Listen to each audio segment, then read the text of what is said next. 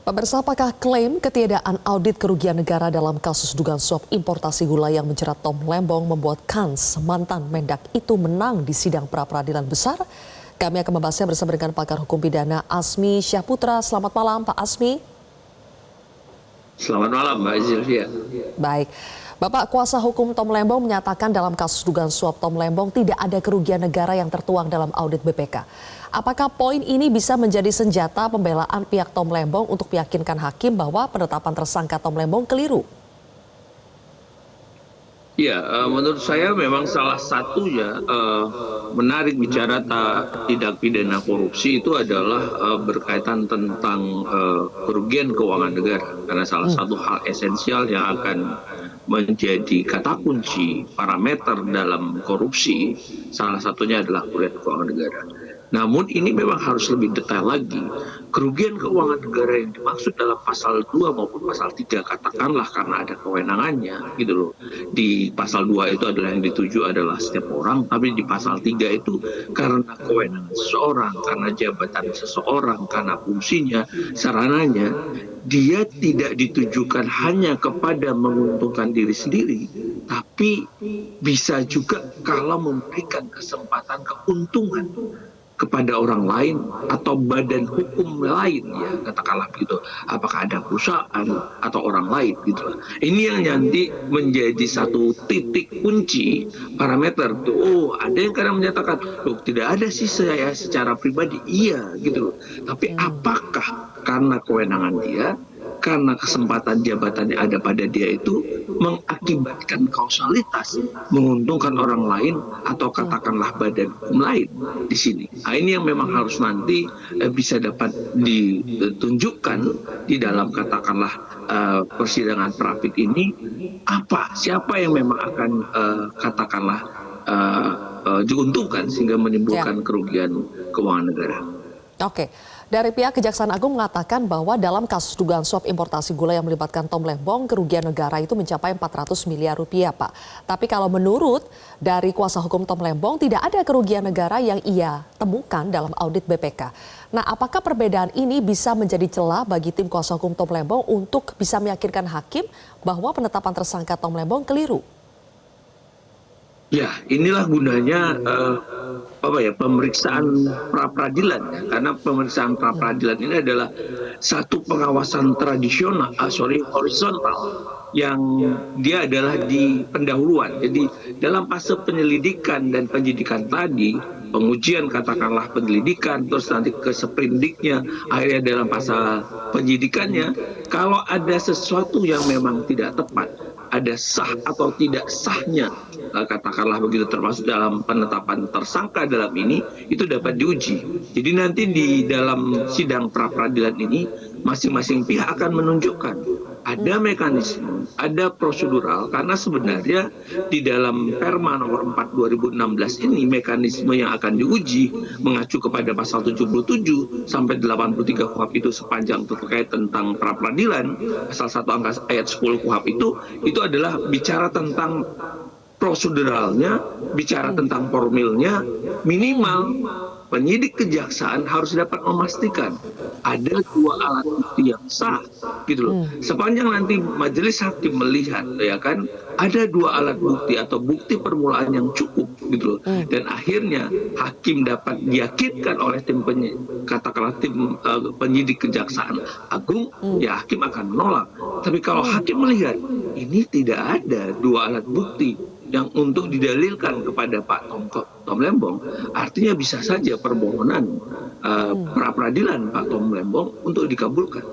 Nah, makanya nanti ini akan berargumen nih, masing-masing pihak akan menunjukkan argumentasinya, alat buktinya dalam persidangan. Keterangan siapa nih?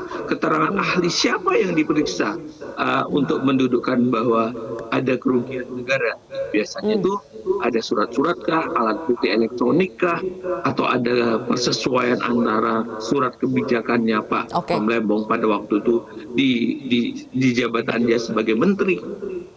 Ini yang akan diuji di dalam sidang pra-peradilan. Nah, Pak Asmi, kuasa hukum Tom Lembong mengatakan bahwa mereka akan menghadirkan sejumlah ahli dalam sidang pra-peradilan Tom Lembong. Ada ahli keuangan, ahli administrasi negara, dan satu lagi ahli hukum.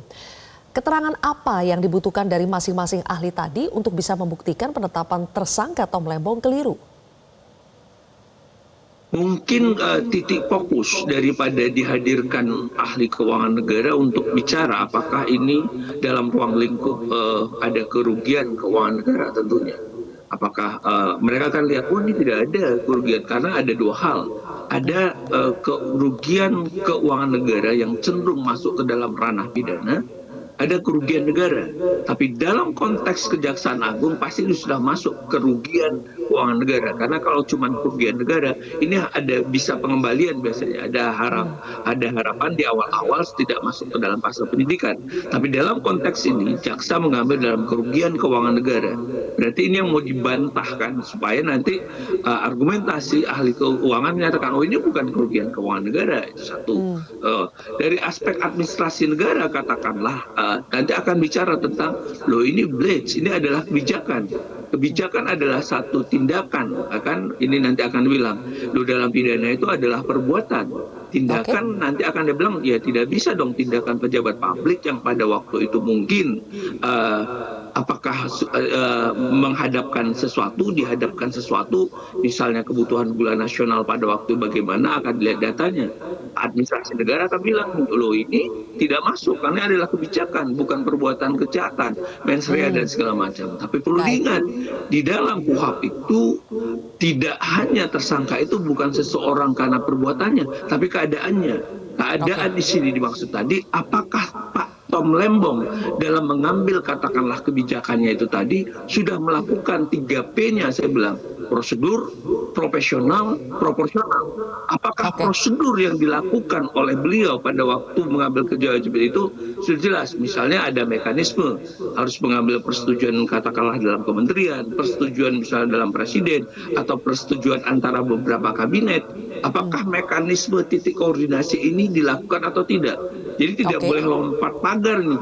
Tapi kalau ada prosedur, hanya nanti nih antara mirip-mirip, apakah prosedur ini secara melawan hukum, prosedur ini adalah sebenarnya ingin dalam tanda petik mengelabui untuk mendapatkan keuntungan sesuatu, apakah penunjukan perusahaan-perusahaan itu adalah secara profesional, diberikan secara terbuka pada kesempatan-kesempatan yang lain, gitu loh. Ini yang akan dilihat dan ahli pidana.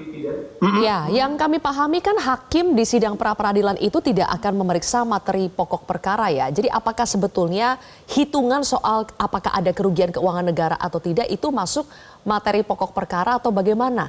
Karena yang kami pahami adalah kalau sidang pra-peradilan harusnya hanya syarat formilnya saja yang diperiksa. Ya, ini yang nanti akan menjadi argumentasi yang panjang tergantung. Artinya kan memang hakim punya kemerdekaan terhadap satu fakta. Apalagi dalam satu kasus itu ada kasuistik, sehingga terkadang dalam setiap kasus ya hakim punya kemerdekaannya sendiri gitu loh. Karena memang tidak dibatasi, karena dia hakim tunggal, memang sifatnya adalah pemeriksaan yang singkat. Di dalam hal yang panjang, katakanlah itu tadi, dia tidak boleh masuk dalam satu perkara. Tapi hakim juga harus diperlihatkan, diyakinkan ahli hukum yang mana ini untuk mendedakkan bahwa Anda memeriksa siapa. Jadi akan dilihat tuh walaupun tidak secara detail ahli mana yang menyatakan bahwa memang pernah saudara periksa, dipanggil oleh penyidik untuk melihat bahwa ada memang titik singgung kerugian keuangan negara. Tidak masuk ke dalam pokok perkara. Karena tadi Perma menyatakan yang penting ada dua alat bukti yang sah untuk mendudukan seseorang itu. Oke Pak Asmi, singkat kata menurut Anda apakah kans Tom Lembong untuk bisa memenangkan permohonan pra-peradilan ini besar? Saya menunjukkan karena pasti kejaksaan juga punya argumentasi.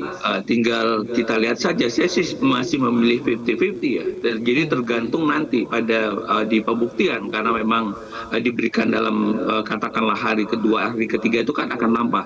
Setelah jawab menjawab, apa sih isi jawab menjawab dari para pihak. Jadi setelah ada permohonan, nanti tim Kejaksaan Agung akan melakukan jawaban atas permohonan Pak Tom Lembong melalui kuasa hukumnya, terus nanti diberikan kesempatan untuk untuk menunjukkan alat bukti. Setelah Oke. kita dapatkan alat bukti itu, kita sandingkan, ini baru bisa kita dapat melihat kans. Untuk sementara Baik, saya kalau kira begitu. pasti, karena tim Kejaksaan Agung memiliki dua alat bukti dan dalil daripada penasihat hukum juga menyatakan diragukan atau ditepikan dua alat bukti tersebut, ya harus dihadapkan, dibenturkan kedua belah Oke, pihak Pak ini Asmi. untuk kita lihat alat buktinya. Baik, terima kasih Pak Asmi sudah memberikan pandangan Anda di program Prime Time News hari ini. Jelajahi cara baru mendapatkan informasi. Download Metro TV Extend sekarang.